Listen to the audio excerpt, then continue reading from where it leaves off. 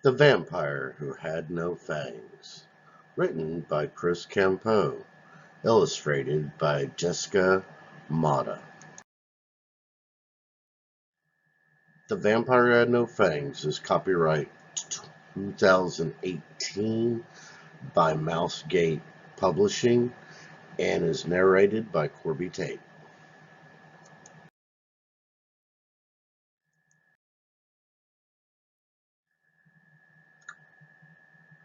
At a glance, Georgie Tombstone was an ordinary vampire, resembling all the rest. He had a long black cloak, slick dark hair, and wore a ruffled crimson vest.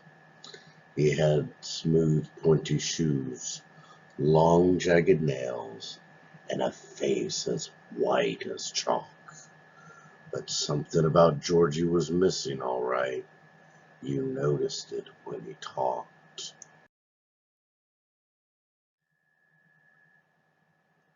Where two sharp fangs should have sat upon his lip, so plump and ruby red, two large gaps could be found in their place, showing chubby pink gums instead.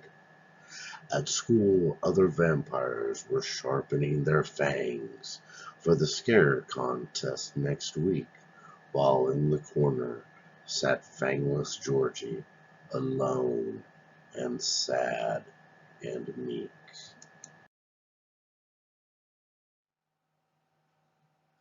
Late that night, with his arms tightly crossed, Georgie stared from his bedroom window. In his lap lay a furry little puppy, his pet wolf, Victor Vladimir Poe. "How can I be scary for the contest at school?" Georgie cried out to Victor, "when I haven't any fangs." Victor didn't seem too troubled by this notion.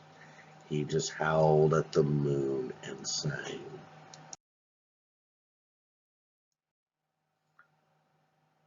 Georgie decided he had had enough. He would do anything to be like the others. He would take matters into his own bony hands.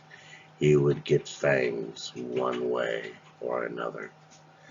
And with that thought, he leapt from the window and transformed into a bat. He flew across the sky, out over the mountains, to find a dentist and have a chat. The dentist lived in a hut in the woods and had a beard that hung to the floor. When he opened his mouth, he smiled at Georgie. "Wow, what fangs galore!" "No fangs at all?" the dentist asked, poking Georgie's empty spaces. "I've never seen a fangless vampire before. No fangs at all. Nothing. No traces." "There is a surgery," the old dentist said, "but it's dreadfully expensive." Without any money, Georgie left the office.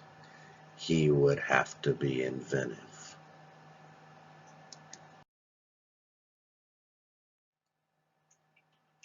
He got home, tore through the kitchen, found chopsticks in a drawer. He dipped them in glue, spun them in like screws, and proclaimed, "Fangless no more!"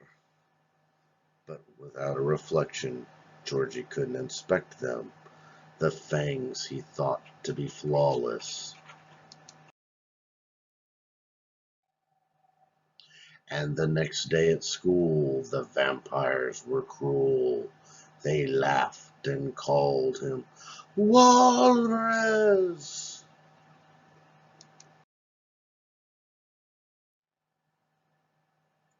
He tried knitting needles, marshmallows, pine cones, and straws. He even tried Victor's chew bones, but they tasted like paws.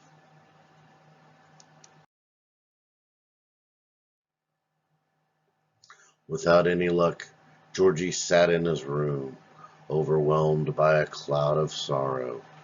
It's no hope, I'll never be frightened, and the contest is tomorrow. Across the room, Victor paid no attention, too busy chasing his tail. But when Georgie whistled in the puppy's direction, it let out a startled wail.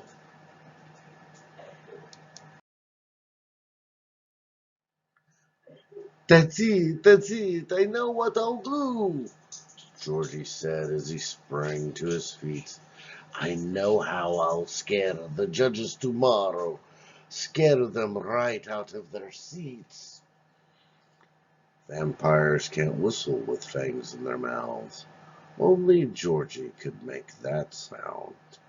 He knew no other had heard such a noise. He would be the scariest vampire around.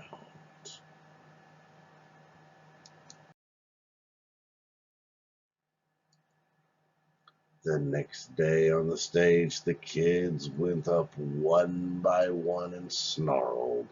They flaunted their fangs and bared their claws for all the school to marvel.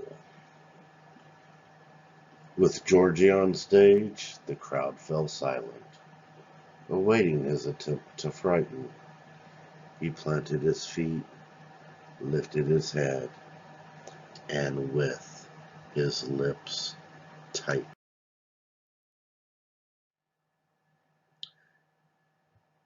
It was the grandest whistle you had ever heard, echoing throughout the room, and on the face of every vampire was a look of horror and doom.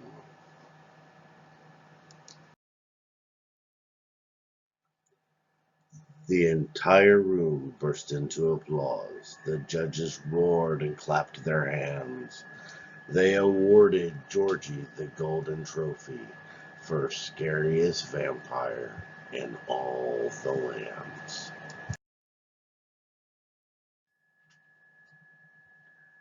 The end.